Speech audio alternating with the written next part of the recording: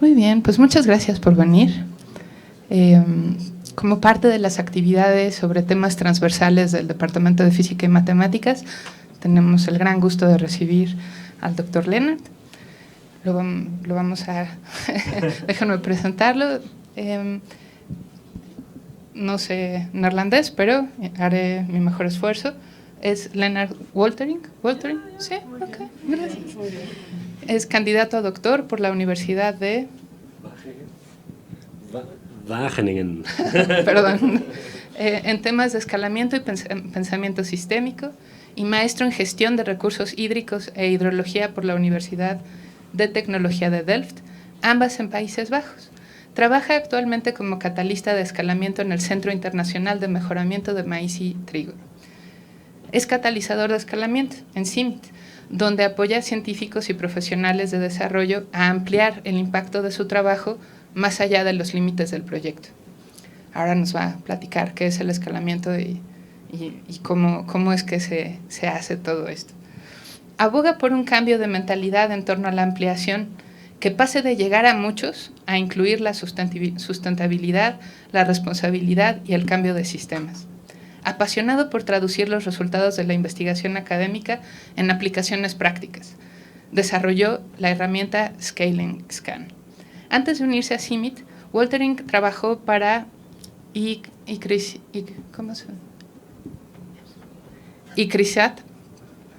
en Níger, en la adaptación local de innovaciones. Y de 2010 a 2016 trabajó para una empresa de consultoría de gestión, diseñando, implementando y respaldando proyectos para donantes internacionales.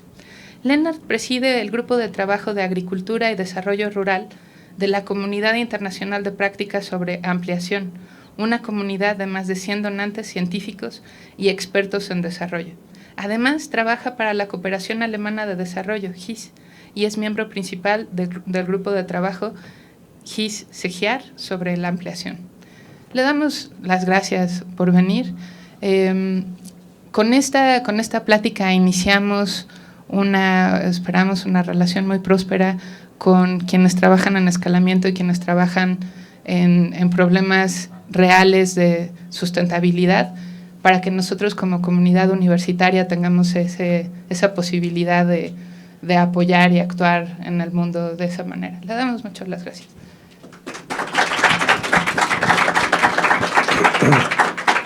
Thank you very much for the invitation. I will speak in English because during the COVID, I realized that with my wife, actually, I turned out to speak some kind of very funny Spanish, which is not really Spanish anymore. So I'd not do that to you, and not in a university like this. So I will speak English if that's okay with you. If you have any questions, you're welcome to jump in Spanish if you're more comfortable. But I'll speak in English. So yeah, thank you for the welcome, and it's really special to be here at this university. I've been living in Mexico for the last more than 6 years. When I go to this side of town, I always go to Desierto de Leones, but I never stopped here. So this is a very nice opportunity to do so. Yeah, let me start my presentation. As Carla was saying, I work for CIMMYT. I work for the German Development Cooperation as well, and I am part of a community of practice on scaling. And I will talk to you about scaling of innovations. So, as she said, I studied civil engineering in Delft, and that was a lot of mathematics as well, a lot of physics. So I'm really kind of like intimidated to be back here, and I never thought about my current work actually from that perspective, from the mathematical perspective. So it's interesting, and I'm really interested also the kind of questions that you come up with, because you have a very refreshing, I think, perspective on the things that I haven't really considered much, maybe in the last couple of years. No, then my first job was in West Africa for another agricultural research organization, where basically the idea was, hey, we have this superior technology called drip irrigation from Israel. Let's make it work in Africa as well. So I worked on that for 5 years, adapting that innovation to the local context. And then I went to Germany to work as a consultant and basically develop projects and proposals for implementation, and really thinking about strategies for sustainable development. And now since 6 years, I'm here in Texcoco, so it's on the other side of town, I would say, working on scaling, together with Eva, by the way, who sits there. So, okay, so I wanted to talk about 5 things. First, I want to say something about CIMMYT, because I also understand. Well, when I was a student, I was also always thinking, okay, I'm doing this mathematics, I'm doing this course, but I never really kind of understood what does it mean to work somewhere, no? What does it mean to be in an office and work on something where you apply some of these learnings? So I would like to spend a few minutes on that. Then about ideas, how do you go from piloting to scaling? And then how you go from scaling to sustainable change.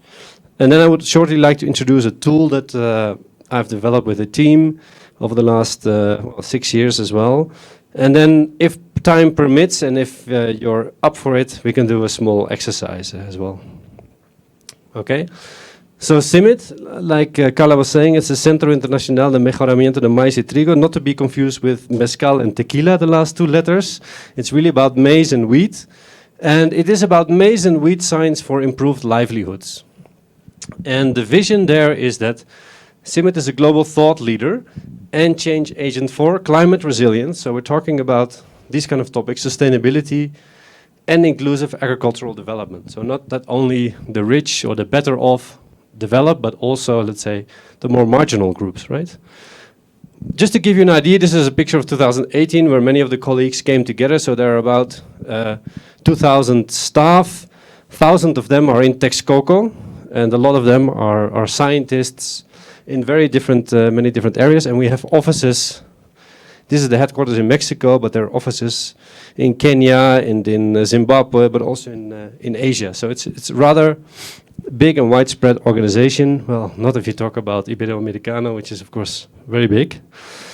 And we have one very famous colleague, which name is Norman Borlaug. He got the Nobel Prize in 1970, if I'm not mistaken, because he basically started the whole green revolution. I don't know if you heard about that. There was a big famine in the world in the 60s, and he developed varieties that would really yield much more, and people could get basically fill their stomachs, right?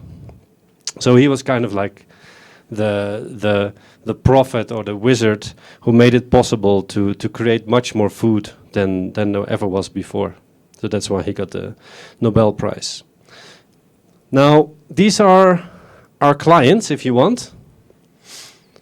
For these people we are working, so smallholder farmers, we call it smallholder, means you have some land, but it's small. You have a small land holding, so it's always a bit of a confusing term, but it's basically smaller farmers that have not a lot of resources, or they don't have a lot of land, for example, right? Now, we work basically, I think, on 3 major issues. That is around wheat, trigo, and around maize. And this is actually the picture on the background. You see our gene bank.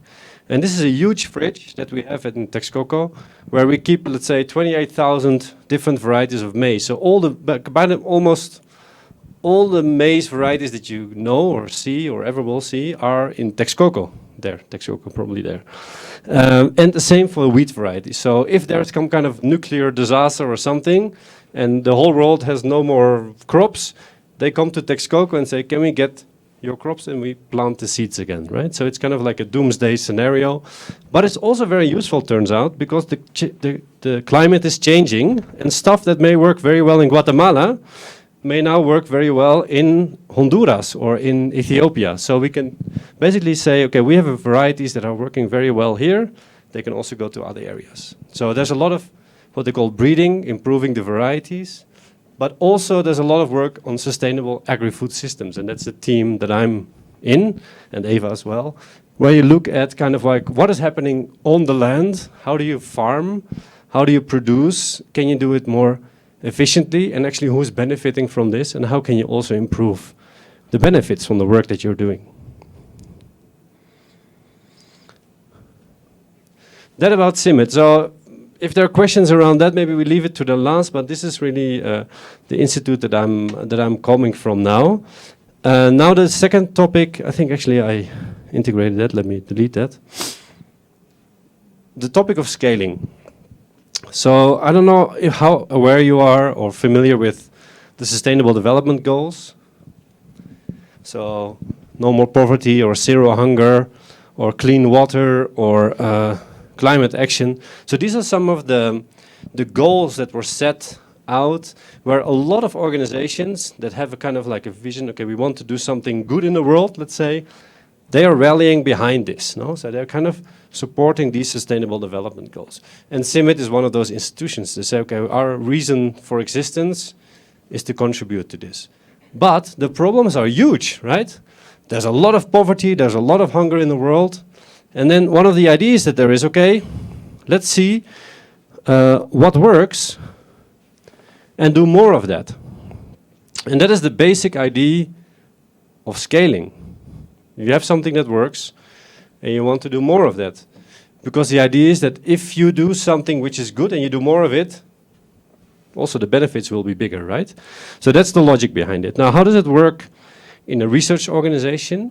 So you discover something, let's say maize that can resist droughts or it can resist some kind of diseases that are there, right? You test it here on the, let's say in your laboratories. I think you also have a lot of laboratories here, right, where you test things. Then you say, okay, this works. Let's pilot it with some people that we actually are actually in that situation, for example, with some farmers in this case, right? And then from there, the next step, okay, let's scale this because it seems to work. And then everywhere, people would be having this fantastic new variety, for example, right? That is the main idea of scaling of what we're talking about today. And it's everywhere. The word is kind of like a buzzword, and in our sector you see it basically everywhere. There's no title of a book or title of a publication where it doesn't have the word scaling in it. Scaling business impact or scaling finance or scaling whatever, right? But there's also criticism, right? The idea here is that scaling of innovations is kind of like an intentional or a deliberate effort to enable the use of some innovations that have a positive impact, basically for more people and for more areas. So we're thinking about something that works at a small scale that can work for more people and in more areas. That's what we call scaling. Now, how does it work in practice? What we see often is that, okay, this, for example, is a practice. This is where you say soil and water conservation. You try to conserve the soil because if you don't have this gully here, the rain comes and it washes away all the soil and the nutrition and and you cannot grow your maize anymore. So this is then what they call an innovation to make a gully here, right? So they measured this. This was in Honduras over 82 for a, I don't know, 10 years project. And they say, wow, look, people are really doing this. They saw they are adopting it, they call it. No, they're using this, what we're introducing. And this is one of those innovations that we are also working on, right? Or kind of things that CIMMYT is doing. Could also be an app, for example. We're working a lot on digital innovations as well. To say, okay, well, maybe with this app, you can say, okay, I need to plow my land, but I don't have a tractor, so you can connect with somebody who does have a tractor, right? And that same person has another app. So just an example of the kind of work that we're doing. Mechanization is a big topic for us. Digital innovation is a big topic. Can also be about storage. No? So you harvest your maize and then you want to store it. There are different techniques to do it. Some work better than others. Or also something that we work on a lot is different ways of cultivating your crops. So that, for example, here you don't have a lot of loss of water, etc., and other nutrients from the soil.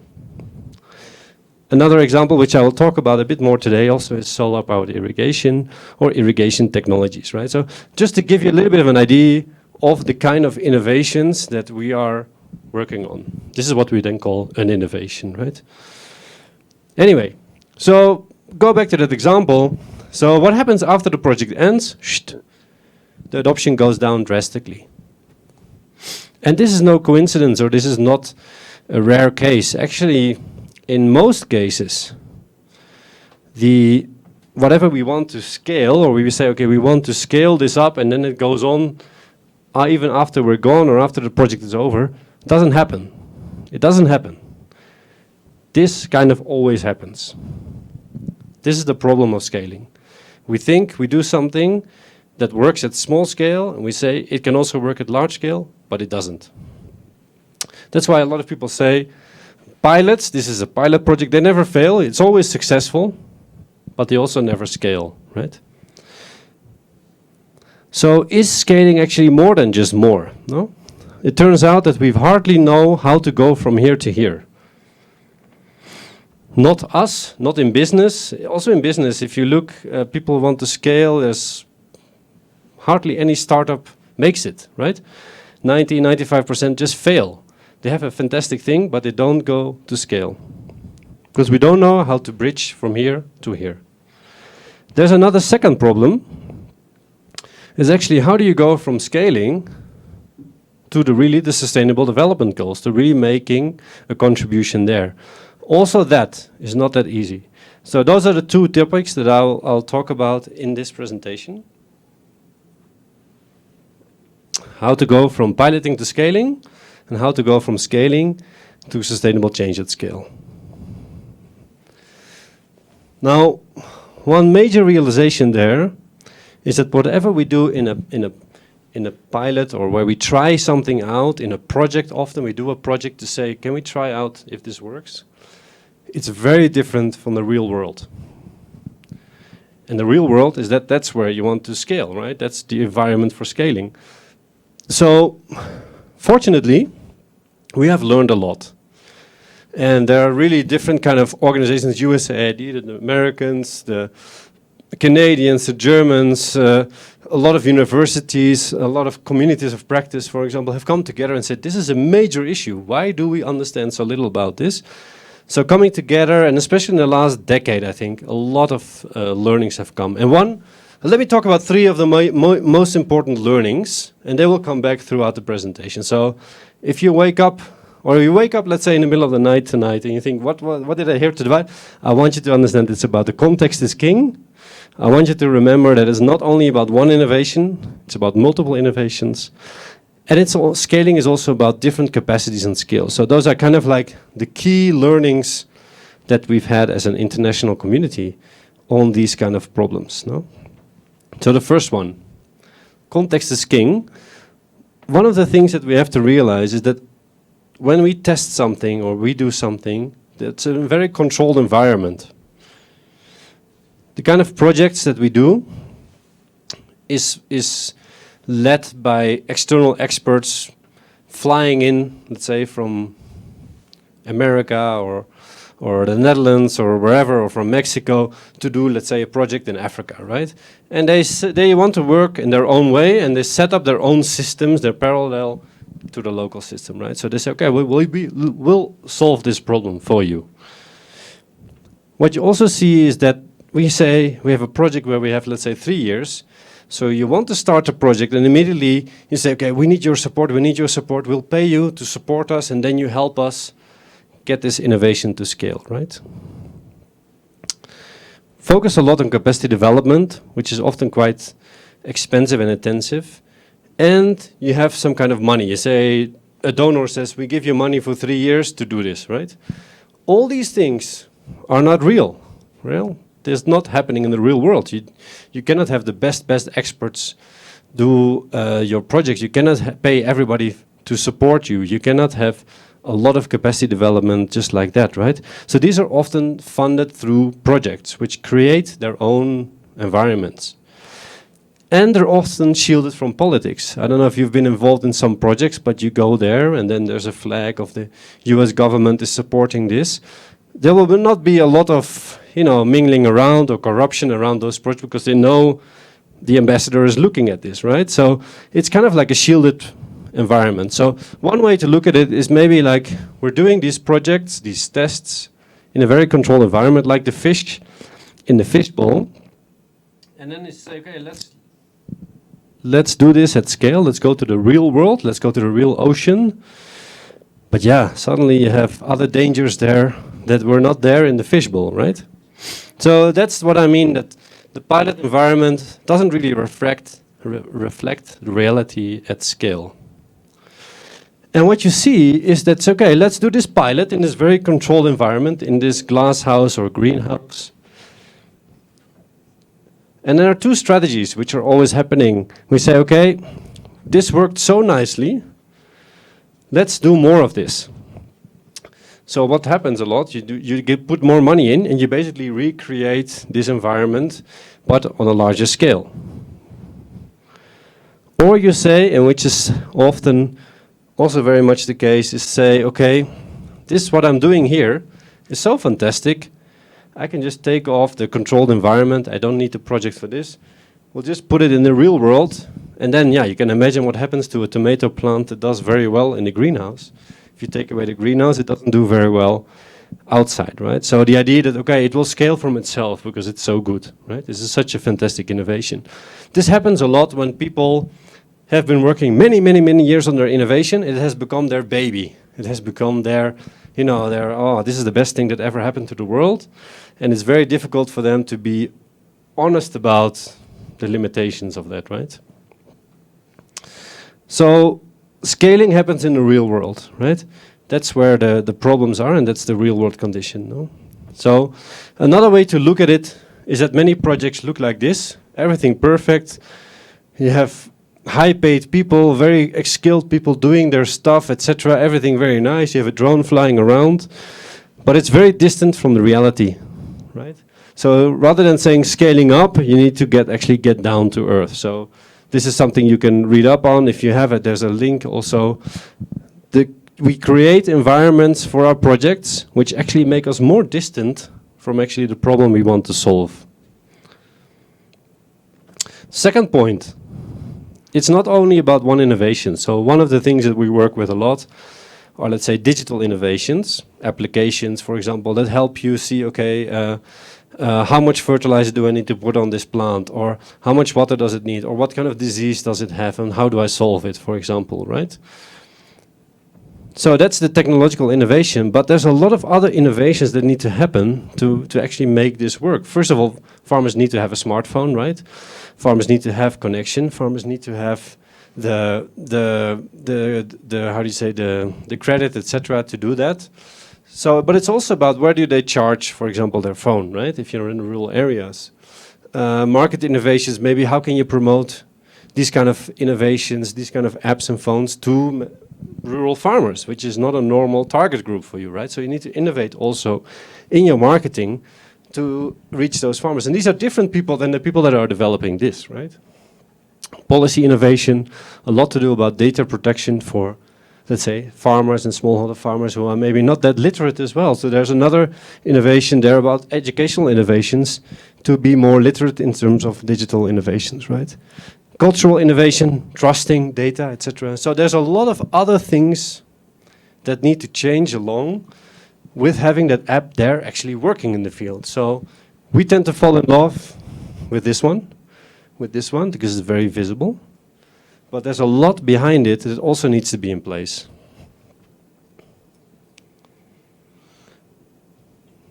Third point, scaling requires very different roles and skills. And now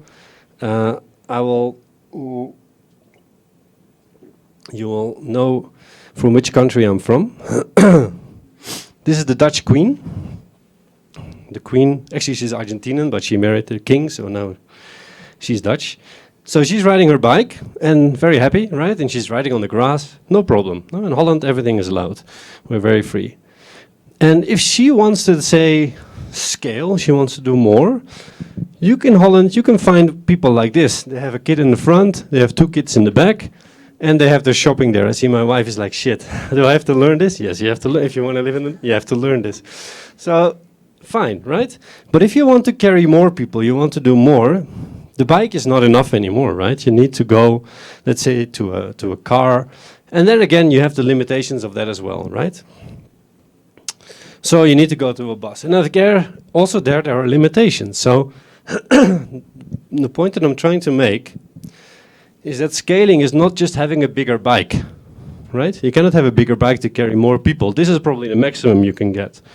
You need to move from here to here. You probably need a driver's license.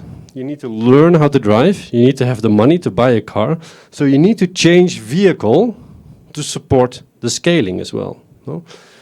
Whatever we did in the beginning with, let's say, one professor always looking at the experiment and everything is going well, you don't have 10 of those same professors, right? You need to change vehicles, a different way of working to carry, let's say, the scaling, right? And here again, I hope these guys have driver's licenses, I don't know, maybe not. But the idea here is different from what you have here, right? Different actors are involved, different collaborators are involved. So one other way of looking at it is saying, okay, maybe we need innovators, maybe this one, and then we need some maybe intermediary people to say, we'll help you with this, and then the delivery at scale, the scaling, shouldn't be done by the innovators. No, that's one theory people a lot of are talking about. So what is actually necessary here, which people maybe not know here? These are maybe very technical people. They know how to make a bike, they know how to do this, but they don't know how to raise funds. They don't know how to convince maybe politicians to support it. They don't know how to evaluate the impact, etc. So there are different kind of issues become important once you grow that are not important in the beginning, and that you often as a technical team don't have the skill for, right? Example from my own life, I would say. This is almost, when are we now? 10 years ago, no more than that. 15 years ago, I worked a lot in Africa, in this area, West Africa, in a country called Benin, where our friend Sylvanus is from. And there's a region here called Kalale, and there we said, okay, we know how to make solar-powered irrigation, so watering the plants with the drip irrigation system, where every plant gets their exact amount of water, etc., and it's fed basically by solar panels. This was, this was 15 years ago, right? And we did the same thinking. No, okay, let's do this, and then we do it in 3 sites, and then it can go anywhere, right? But I was there with a team of 4 or 5 people that basically knew how to do this in this context there at that moment, right? So there were, again, very few experts, and I couldn't be there. I couldn't replicate myself or my team. These were people from Stanford University and then us from the other research centers. So it was also a very, small team that knew exactly how to combine all these kind of different technologies to make it work like that. The social element, the solar element, the irrigation part, the horticulture part, etc. So that's what I meant with, okay, you can do it at a small scale, doesn't mean that you can also do it at a large scale, right? This was, of course, very expensive for each user because we're trying out very different things, right? Again, that you cannot extrapolate to the entire countries. And we realized, okay, the first donor said, okay, this was fantastic, it all worked nice, but I don't have more money.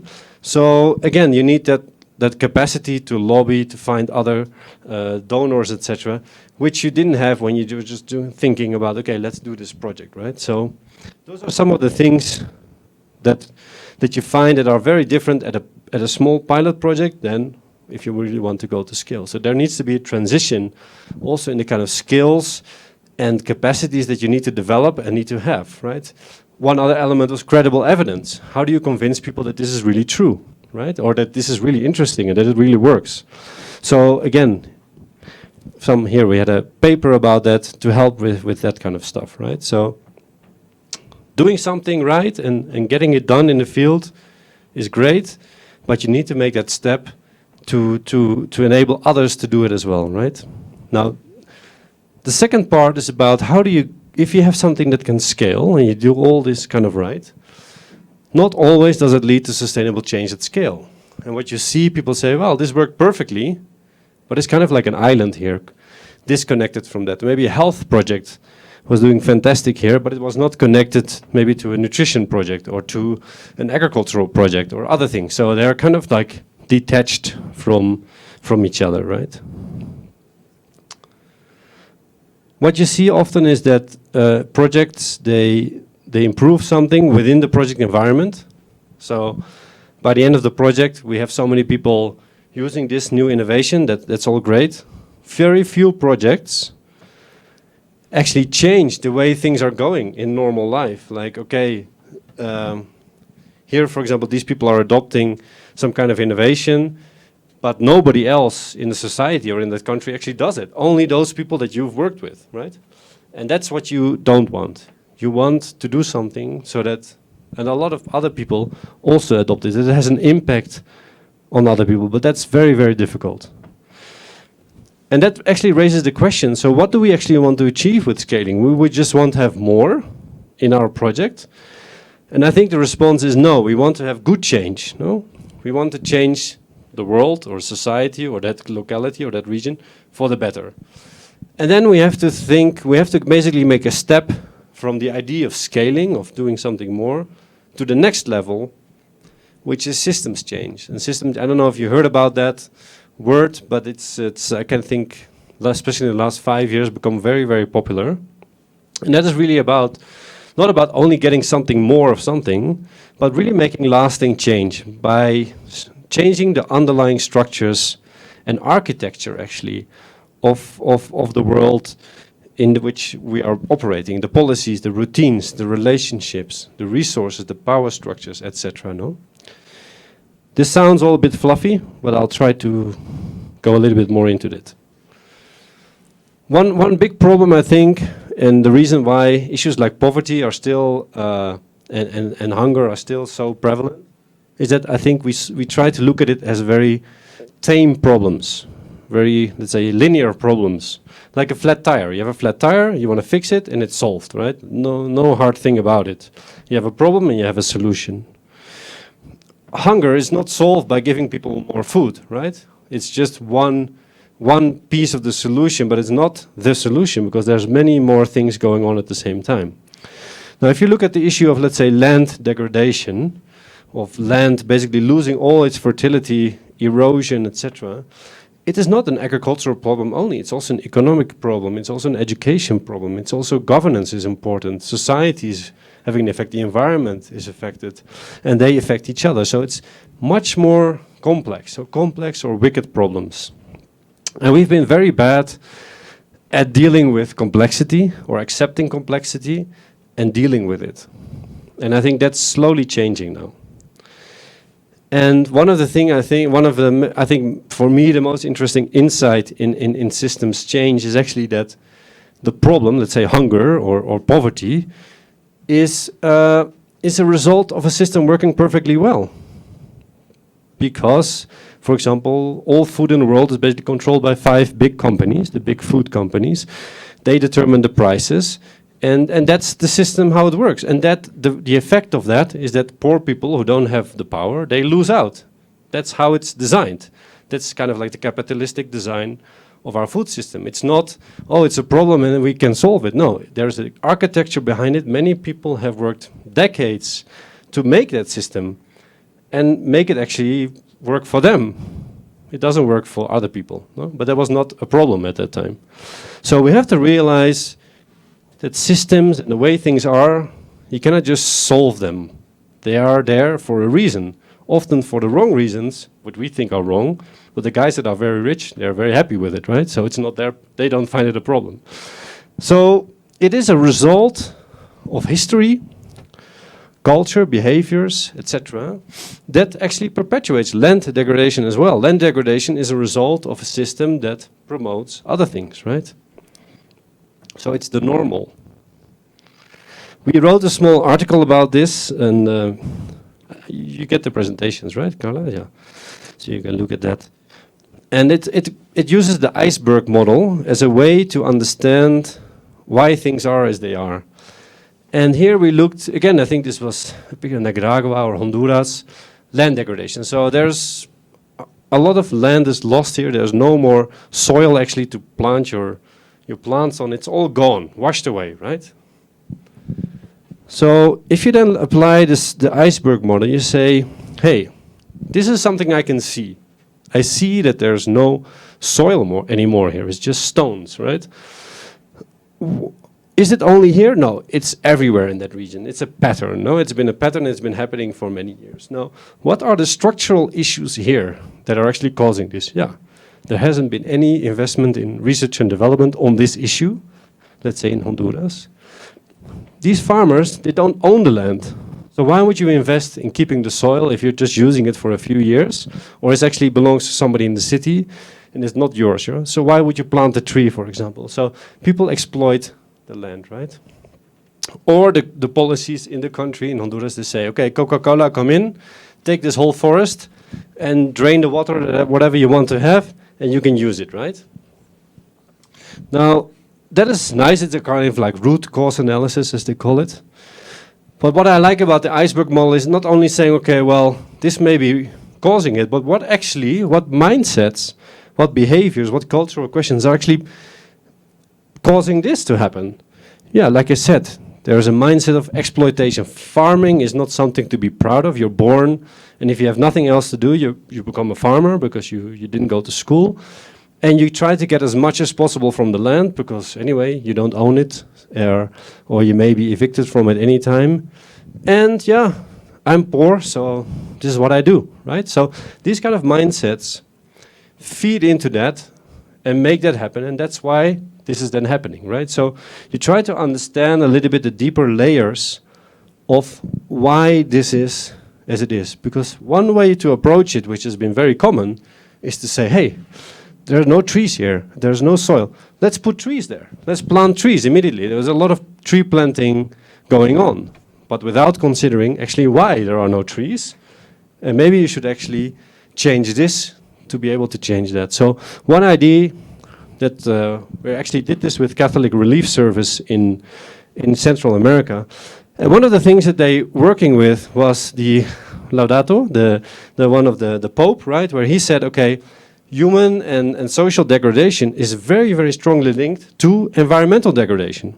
So together with the churches, they were promoting the idea of, hey, we have to take care of our soil, we have to take care of our land, because then we take care of our own, right? So together with a lot of youth groups, they worked in getting that idea that, okay, you don't want to just exploit your land, you have to take care of it.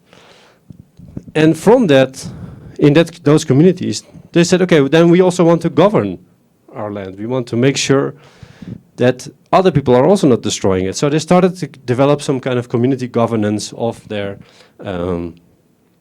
forests and on their lands. And then what you see is something like this as a result of this, not as a result of going from here to plant a tree, but going down, let's say, the iceberg and going up and understanding the mental models and then adapting or trying to change that to get this.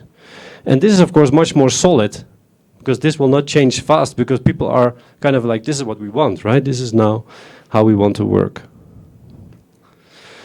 So this sometimes feel like rolling a ball up a hill, no? Because like I said, the problem is basically there for a reason, and we're trying to work on that. And the idea here is that, yeah, if you have a good system, the scaling is actually much easier. So rather than pushing the ball, the idea is also, okay, can we combine system change, theories or tools, etc., to support scaling of the kind of innovations that we're working on? So rather than pushing, you say, okay, let's leverage the system so that the ball also rolls in the right direction, right? Now, the other way around, scaling, if you say one innovation and you want to have much more of it, that can also change, let's say, the context in which you are now.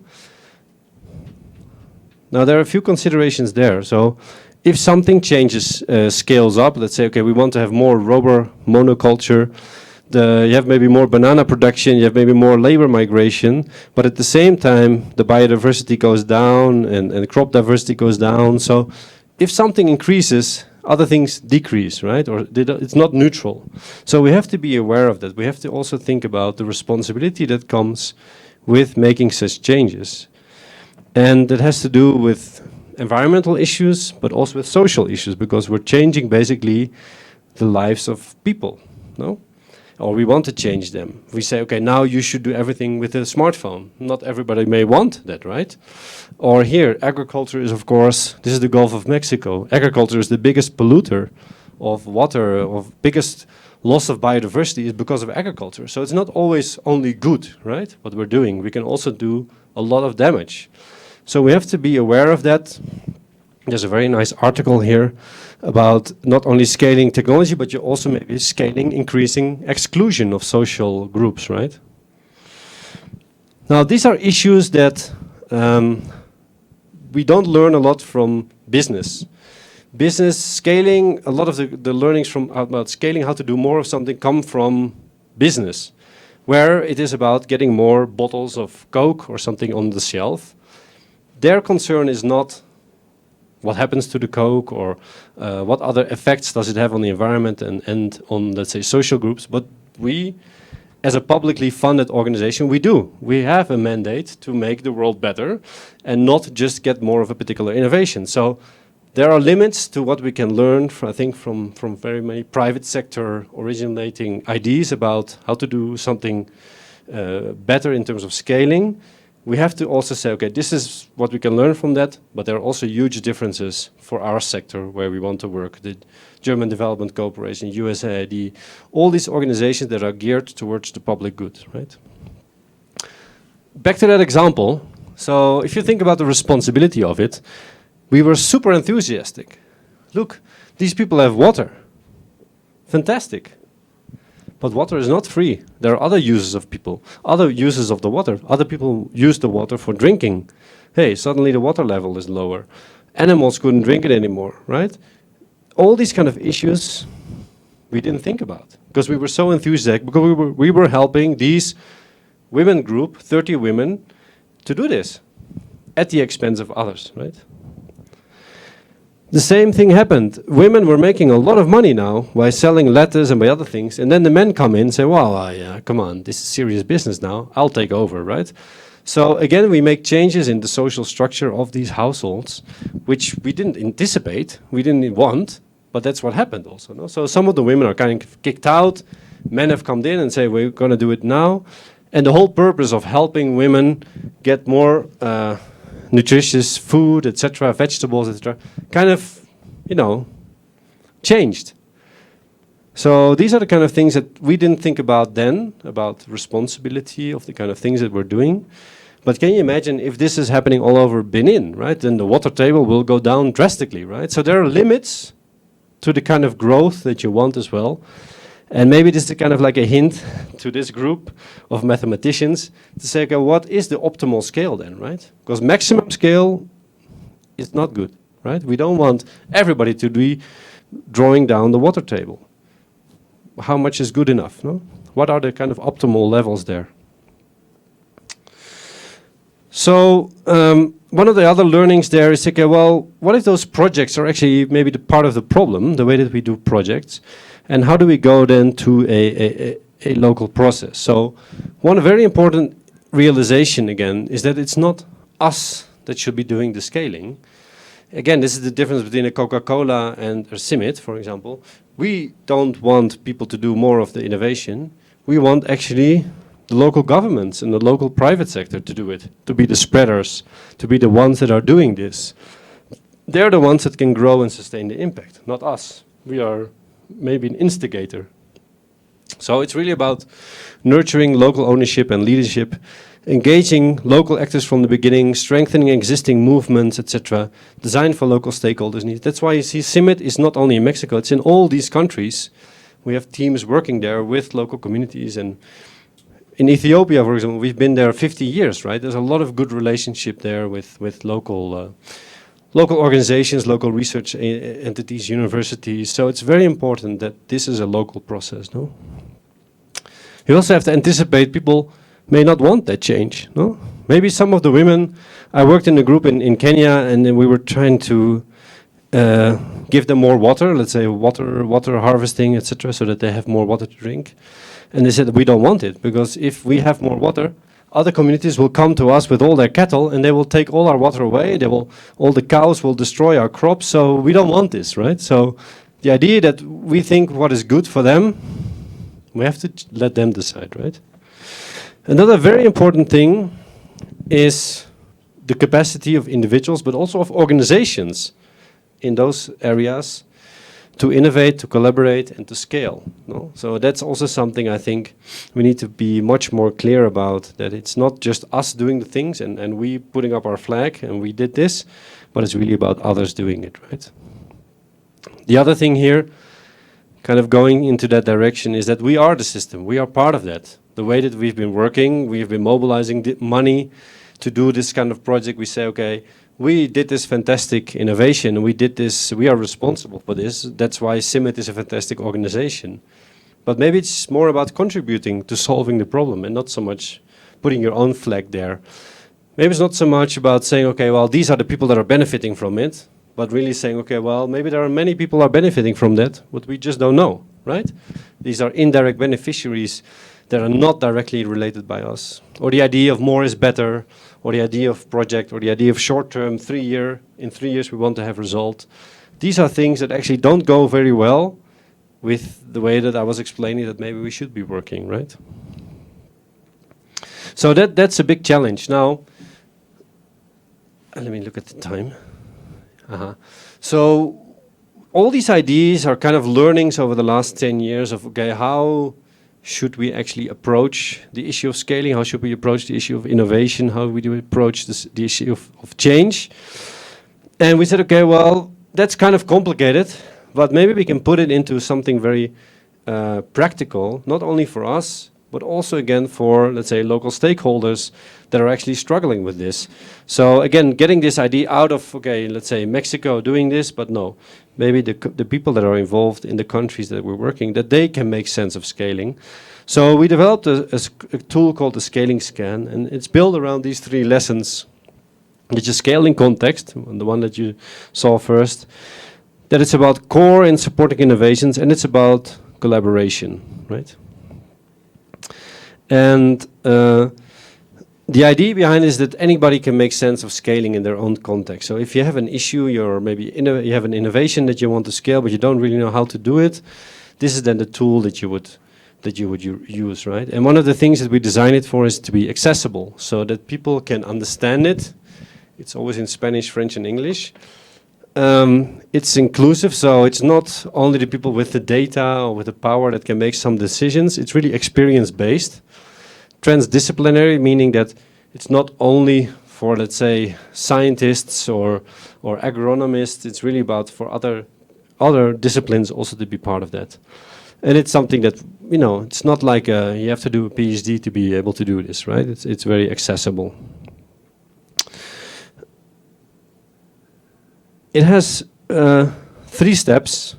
First one is defining a scaling ambition. That's basically the translation of the idea that an innovation happens in a context, right? You want to scale an innovation in a particular context. If you want to scale, let's say, this fantastic, beautiful microphone in Germany or in Kenya, it requires different strategies, right? Different kind of targets, different kind of way of working. And this has to. And then the second step is about how does this innovation do in the environment, in the context that you are? And we model the environment basically by 10 ingredients. We say, okay, the technology has to be good, but there's also should be business cases around it. That's often lacking, right? Fantastic innovation, but there's no business case for the private sector, not for the farmer, not actually for us to do this, etc., right? Finance should be available, collaboration should be there, etc. So these are the kind of like the 10 ingredients that you need for scaling. And then we would score them, and I'll show you how that works. And then you say, okay, well, actually, what can we do about this? What can we do about this? What can our collaborators do about it? By identifying the bottlenecks and opportunities for scaling. So this is in one slide kind of what the tool does. If you go now step by step, the innovation in the context, the first thing we ask is, okay, what actually do you want to scale? What is the innovation that you're working on? Why are you doing it? For whom? Are you doing it for a woman cooperative? Or you're doing it for rich farmers in the Yaqui Valley, right? These are very different kind of targets, and very different strategy are required. Now, and also the element of the responsibility comes in there. What kind of effects are there on social and on environmental issues? Now, I put this slide in here for you because I realize I'm talking to a group of mathematicians, so I'm going a bit on a limb here, but one important thing is how many. if you talk about scaling, what is actually what is the target that you want to set actually in your project? Now, one very important work from the 1960s already is Rogers. And Rogers was an American, and he worked on, let's say, maize adoption in Iowa and other areas. And he realized actually there are 2.5% of the people are very quickly adopting something, and probably you know it, you know. You may be the one that has the newest iPhone. I'm not, I'm probably the one here, the one that is picking up it last.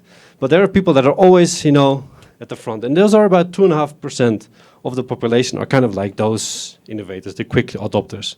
Then you have early adopters, and then you have a majority that is then picking up, early majority and a late majority and a laggard. And it follows a very nice bell shape, right? And if you draw this bell shape in terms of percentage, market share, you get an S-curve. And this is what is very kind of like the standard thinking in adoption is the S-curve thinking, right? And one of the things, the ideas in that is that there's a tipping point. They call this a tipping point. Because if you're over this point, you go much faster. And the idea here, the theory, which is very poorly developed, I must say, and if there's anybody enthusiastic about this, this is where I think the community needs help. Because this is kind of an assumption that has been there, I think, since 60 years, and nobody kind of challenged it. But I think there's a lot to be challenged. To say, well, if you get about 15 to 30% of your target group, that's when you get over that tipping point where the adoption of stuff happens much more easily. So if 15 to 30% of whatever you're doing penetrates the market, that's what you can do, right? So that's what we're looking for. Then 2 years ago, I found this very nice book about change and how to make things happen. This is more from a network analysis perspective. And Damon Santola, I think, is with Penn State. He said, okay, this is not 15 to 30, it's about 25% of the population. If 25% of the population do something, if 25% of this group here uses an iPhone or has to make a decision to make an iPhone, it's very likely that the rest will also start using it if this is a new innovation, or you start to use a new kind of coffee from Starbucks, and then if 25% do it, that's a convincing number for others also to do it. No? That's a theory. Great. This is the adoption, again, the S-curve thinking in over since 1860. So this is, for example, I think the flush toilet. Yeah. So very low adoption, and then kind of like going up the S-curve, and then now everybody has a toilet that you can flush, right? I think color TV is also a nice one. I think came up in the 60s, and bam, you know, very quick adoption. So you see those kind of things that started very early. They were kind of like slow in adopting. Here you see ebook reader, whoop, going very, very quickly. Also interesting, I think the landline on the phone started like in the 1900s, people adopting, probably the First World War. More people adopting, kind of like getting to a plateau and then going down because you had the mobile phone coming up, right? So this is the kind of thinking that we are also applying in scaling, because this is what there is. But maybe my challenge here is, how does this work in the kind of stuff that we're doing, the kind of public sector good, maybe where there's not a one company behind it pushing it, right? In markets where you don't have perfect information. These models were made basically for very rich farmers in America that had all the information, they had the money, they had the communication, they had everything they needed to know. They just needed that particular variety to be there. Once it was there, whoop, they adopted, right? So the models are kind of like Western models or global North based on those kind of societies, not so much on solar-powered irrigation in Benin, right?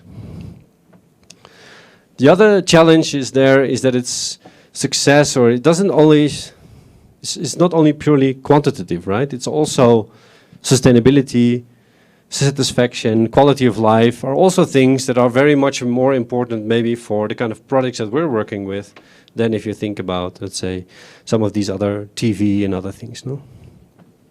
Anyway, second step going back is those 10 ingredients, and with those 10 ingredients you make a nice kind of soup or curry in this case, or mole, whatever you want, and then they start to give flavor to each other, and that's a good condition then for scaling. So you need to pay attention to these kind of 10 scaling ingredients. So how does it work? You have for each ingredient you have 4 questions, and it's your score from 1 to 5, very simple, based on your experience with that. And then you get, let's say, okay, an ambition saying, okay, by 2030, these kind of local organizations in Honduras want to support the what? The sustainable adoption of scale of conservation agriculture. That's a way of cultivating crops from this number to that number. So the how much? 60,000 where? In the dry corridor of Honduras. Okay, why? To improve soils, income, and resilience. So the questions where, why, where are all then here kind of put in there. And then you score, how is technology doing? How is finance doing? And basically to see, okay, in the context where I want to scale, are these conditions met? Yes or no? And then the last step, you kind of review that and come up with recommendations out of that, right? So we've had almost 2,000 users in the last 5 years, and it also creates a lot of data and feedback. We also realized that people don't have a lot of time often, so we kind of developed a 30-minute version, a 3 hours version, and a 3 days version. And a lot of enthusiasm about people that can do this in groups, so they can do it all together, and you can compare, let's say, the scores that you give for the certain ingredients, etc. And we're working now on a 3rd edition, which is much more gender and climate sensitive. And you see a bit of examples. This is, I think, in Guanajuato, and this is at CIMMYT here. We're doing drawing some of the stuff. So you really made it into a workshop. This is, I think, Bangladesh, where we're doing it on distance. So we have a website on this, on scalingscan.org, with a lot of other information about scaling that I just presented.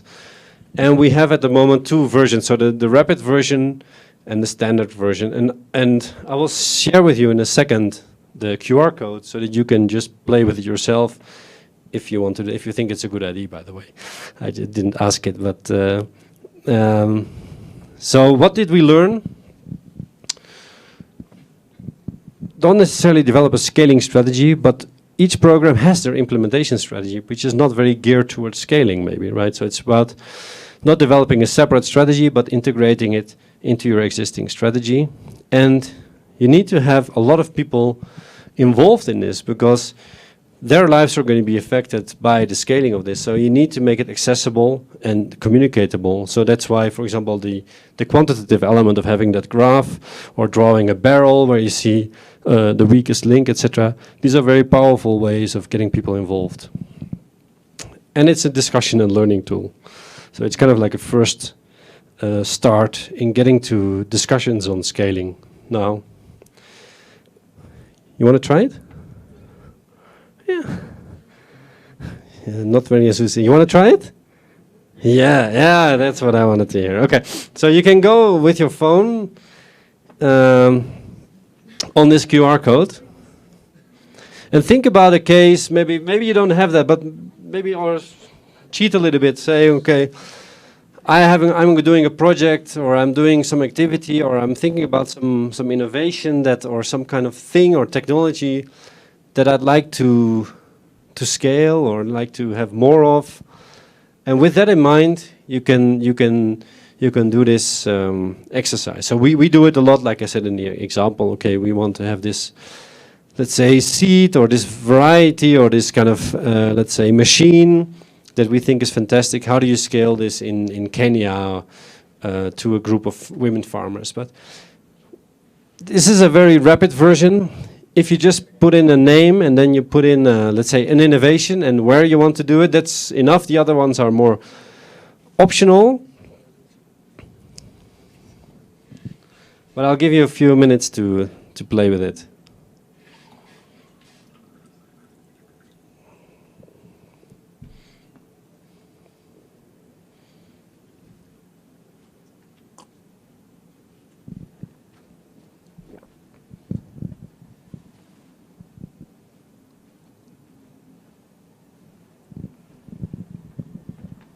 No, the teacher in me awakes. I'm gonna see. Okay.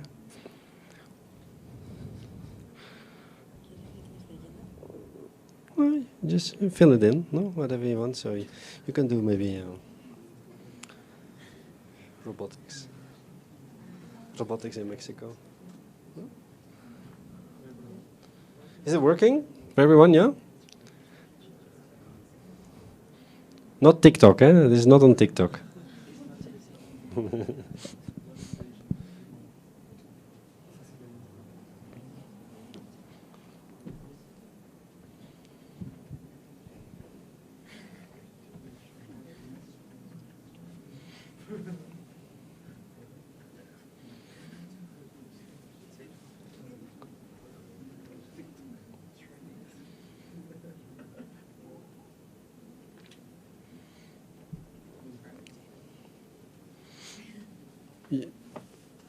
You can also scale, let's say, environmental education or sustainable development goals within Iberoamericana. No, it doesn't have to be something tangible like a pen or a technology. It can also be an idea that you want to scale within, let's say, the university, or I don't know, the idea of not having this kind of plastic, for example, in a canteen or something. No, that can also be an innovation that you try to scale within this environment. No?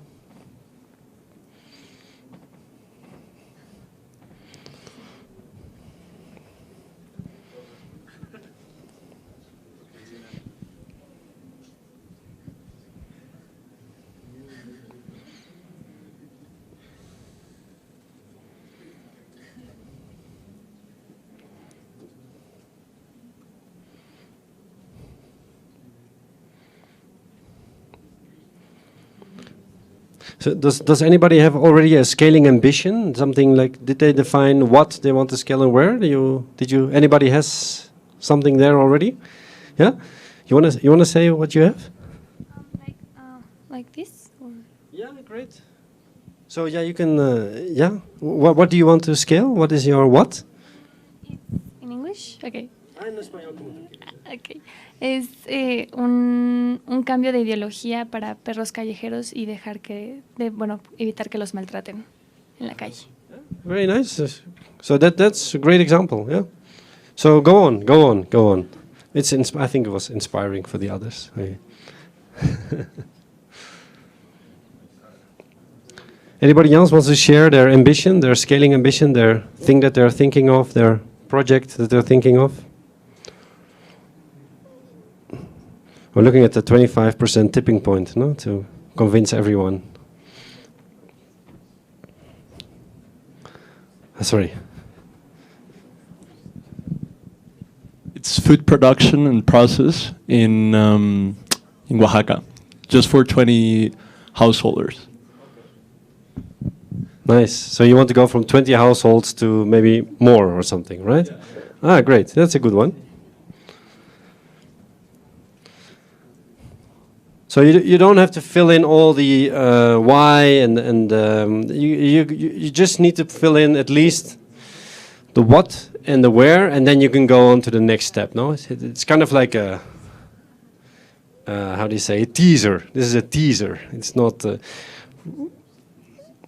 We don't necessarily want to do a full analysis here.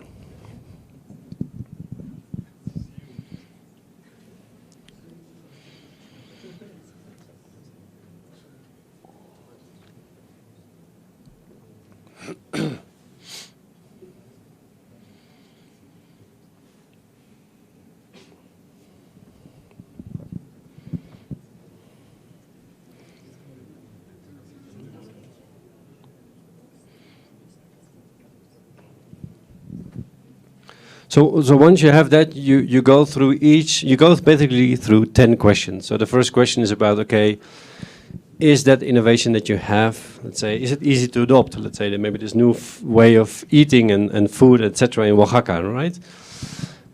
Are people aware of it actually? No? Is this something that actually they're demanding, or is this something that you think is a great idea, but nobody has actually ever expressed interest in it, right? Is there a business model for that? Not only for you, but maybe for, I don't know, food providers in Oaxaca or companies there or maybe the government. Do they have, can they make a benefit out of this, doing this without you pushing it, right? Is there a value chain? Is there, you know, food markets, etc.? Finance, or for the dog shelter, is there money for this, right? Can you get money for this? Maybe it's a very difficult, so you score low, right? Do we know what we need to know about this? Are people already collaborating around this issue, or is it just you?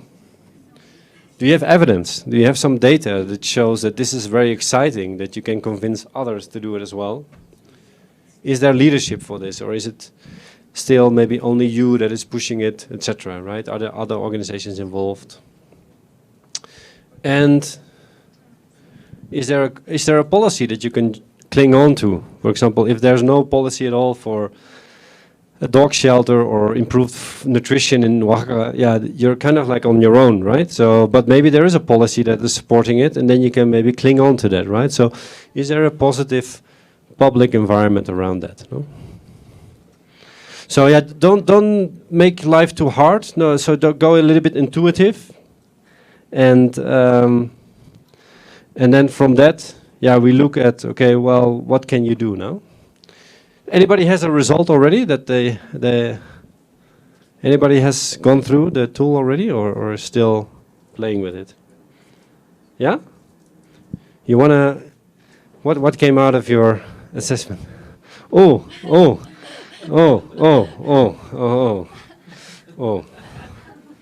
Yeah, difficult one. So many things are scoring quite low.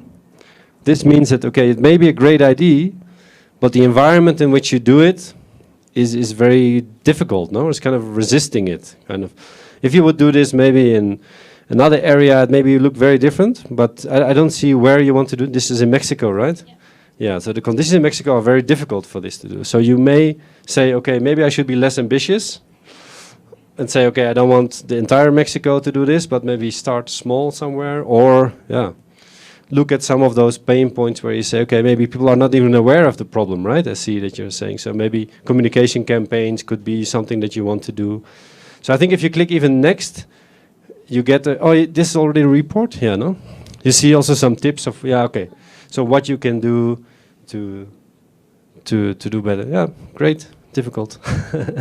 Anybody else wants to share? There, no? Everybody's helping him.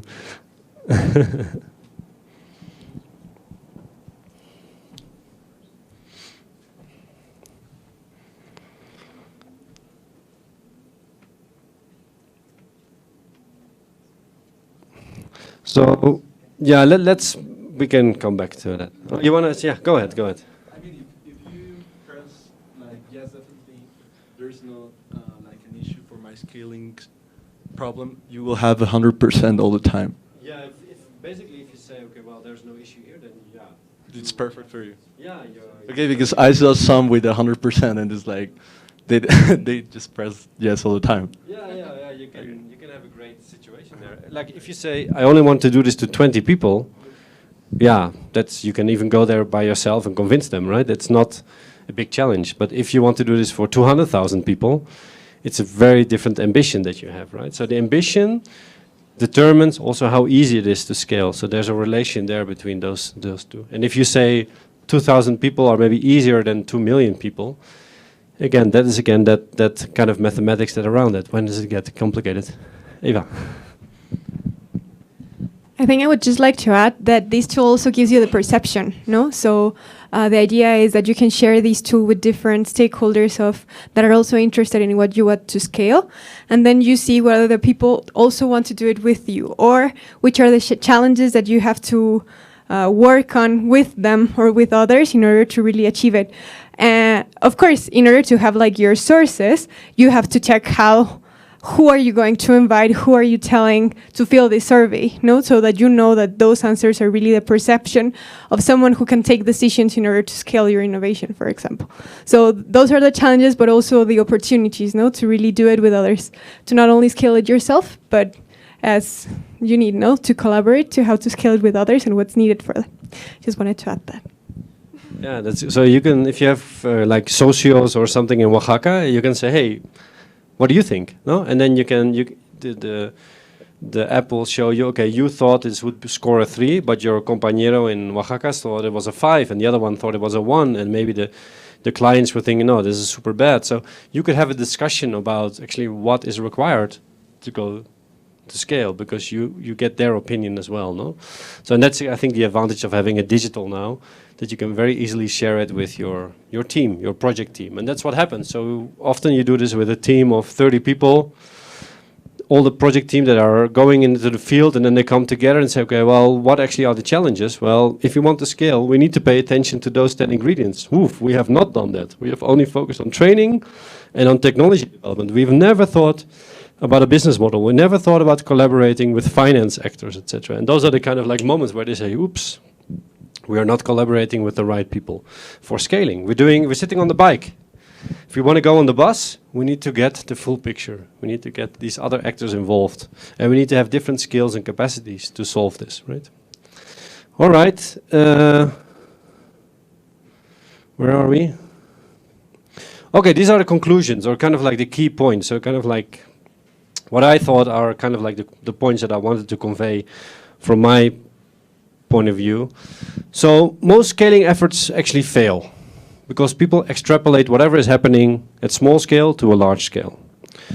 The context, like you saw, if you do this in Oaxaca or in Ciudad de México, determines the scalability. But scaling also influences the context. So if you do a lot of the solar-powered irrigation, you also influence the context. So that has to do with the responsibility. It has to do also with this idea of the controlled environment, etc., right? It's important to pilot the scaling, and most of the projects are about, does this innovation work? That's an important question. But there are also questions, okay, does the way of collaboration work? Can this kind of business model also work at scale? So it's not all about does the innovation work, but also the other things, the other ingredients. You also have to check those, and do they also work at scale, right? Scaling for the public good always involves trade-offs, no? Scaling is not per se good. You know, some people get more water, some people get less water.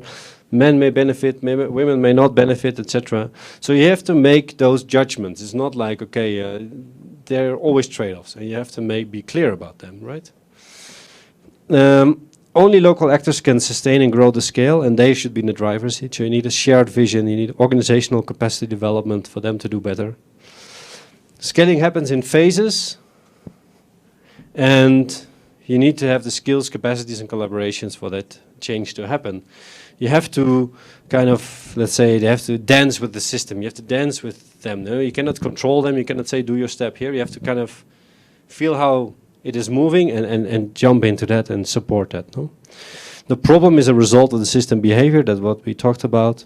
We are also part of the problem, and I think the last 2 bullet points are that system thinking pools provide new entry points to old problems. I think the iceberg, but there's other tools as well that we've been using. And the scaling scan is a simple tool to deal with these complexities. No?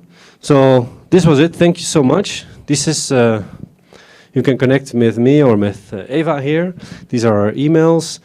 Community of practice, again, there is the QR code in case you're interested. I have some further reading also for in case you want to learn more or do more. Yeah, so let me go back to the thank you. So muchas gracias.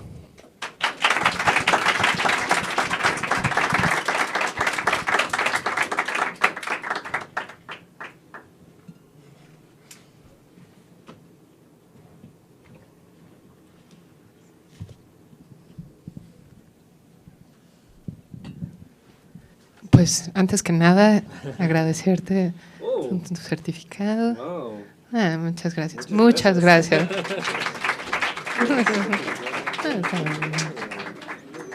No. Me gustaría invitarlos a hacer preguntas. ¿Tienen alguna pregunta? ¿Algún comentario? Sí.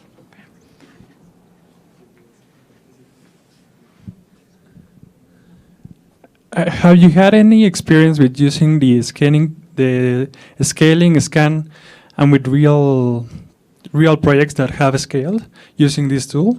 Yeah. You took my mic. Or I take this one. Sorry. Yeah.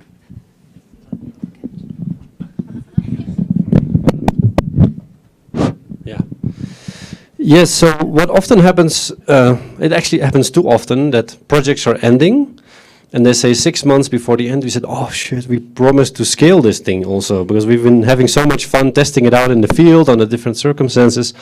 And they said, Lennart, can you help us, right? And then at the last minute we come in and say, okay, yeah, you could have done this better, or actually, yeah, you did great on technology and in knowledge and skills, but you have no attention whatsoever for the finance required to make this actually go to scale, or the business models attached to it. That happens a lot. No? Now we're trying to push these projects to say, okay, let's do this when you design the project with your stakeholders. Okay, well, what actually do we need in the next 3 years to get this to scale? So moving it from something that happens at the end to really at the beginning. So that's what we call design with scaling in mind. Design for scaling. Often these things are not designed for scaling. They are just designed to make it work during the project, so that you can show at the end of the project to your donor, look, this works. And then somebody else has to do it. So yeah, it is very much about doing it at different phases of the project. And you can do it because we make it now even more simple to do it with an app, etc., and just online. So you can really do this every 6 months or every year and see what changes, and maybe your bottlenecks also change. So finance was a huge issue. Now we worked a lot on it. Now maybe other things have become an issue, right? So you can see the progress there. But thanks, great question. Thank you. Eva, you have a question? Can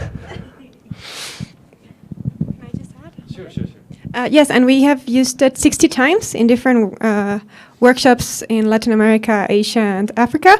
And from there we have the results of that and whom have participated in these workshops. So we have lots of data there. So if you're interested also in this part, we're precisely now doing the quantitative and qualitative analysis in order to know what things can scale, why can they scale from all of these experiences. Yeah, great point. So we're really at that point of, like, we monitored kind of the use of it, and yeah, it's about almost 2,000 people have participated in that. So we have quite some data on that. So yeah, not a lot, but it's still enough, I think, for now.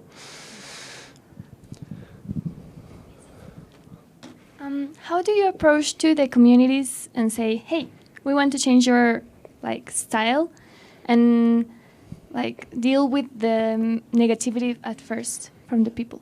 Yeah, no, that's a great question, because I think that's only something of the last couple of years where people are aware of that. People used to say, oh, look, I worked on this thing and it's so fantastic, everybody will want this. No? So you go to a community and say, okay, this is the solution for you. And it's kind of like, there's a saying, a hammer is looking for a nail, because you have the hammer, you think all the problems are nails, so you kind of hit it with that. But that community may have very different problems, or other problems which are much more bigger than whatever you think you're going to solve. So that is a big issue. And what you're seeing now is that there's a lot more attention for the social sciences behind it, so that you before you engage with the community, you really try to see, okay, well, what are your problems? And maybe the problems are not related to what you know. Then you say, okay, well, maybe we go to another community, right? So we're, I think, much more careful in approaching communities with the kind of work that we're doing. And our organizations are now kind of in a kind of transition, because we were Maíz Trigo, no? Where was it? Here, Maíz Trigo. So we were thinking that every problem in the village has to do with maize and wheat. But they say, actually we have problems with chicken. And then but is it not the maize a problem? No, it's really the chicken. But maize, nothing with maize. And that's how the discussions were going, right? They were looking for a problem to solve, which is not there, no?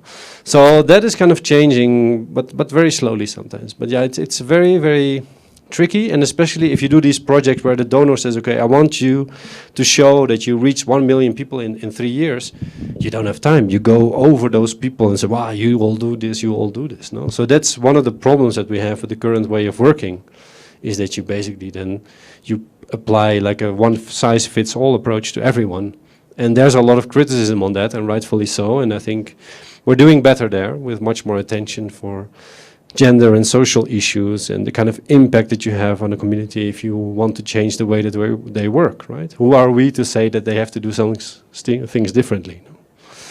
So difficult, sticky problem, but I think we're getting better at it, yeah.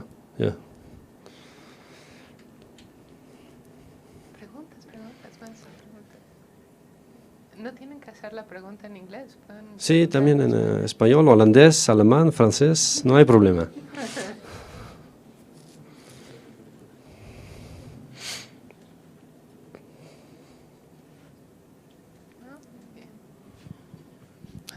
Le damos otra vez las gracias a Lennart. Muchas gracias.